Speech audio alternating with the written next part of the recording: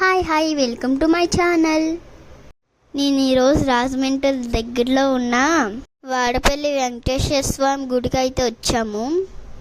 వాడపల్లి ఒక beautiful place అండి. తిరుపతి తర్వాత అత్యంత ప్రజాదరణ పొందిన వాడపల్లి ఒకటి. గౌతమి నది తీరం వెంబటి అందమైన పొలాలు మధ్యన కాలుష్యాన్ని దూరంగా ఉంటుంది.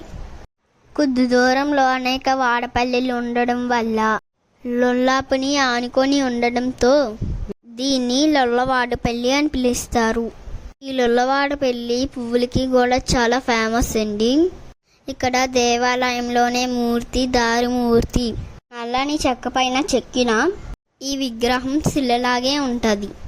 వైకుంఠంలో ఒకసారి మహర్షులందరూ కలిసి నారాయణ్ని దర్శించుకొని వచ్చి భూలోకాన్ని పాపం పెరుగుతున్నది, అధర్మం పాపం పెరుగుతున్నది, వాటిని తగ్గించే మార్గం చూపమన్నారు.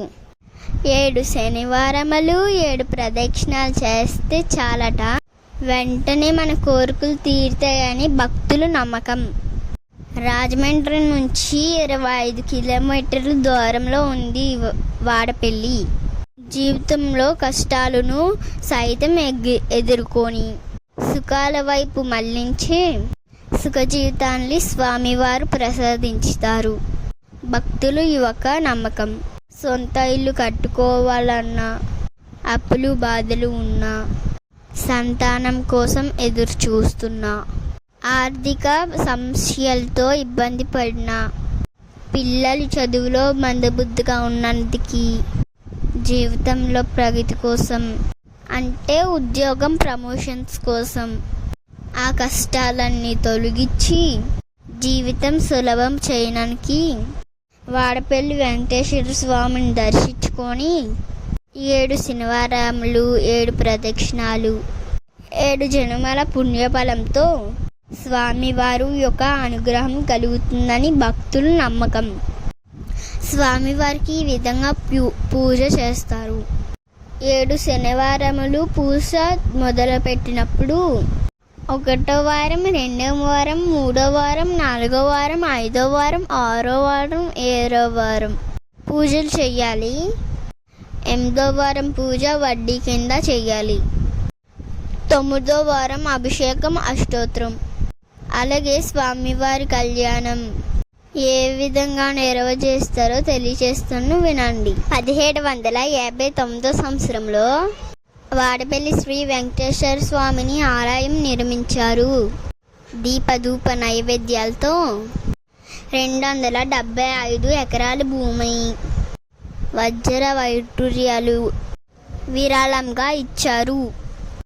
వెంకటేశ్వర స్వామి ప్రతి సంవత్సరం మార్చి నెలలో ప్రతి ఏకాదశికి 5 రోజుల పాటు జరిగే కళ్యాణం, ఉత్సవాలు, తిరునాళ్ళకి ప్రజలు ఎక్కువ వస్తారు.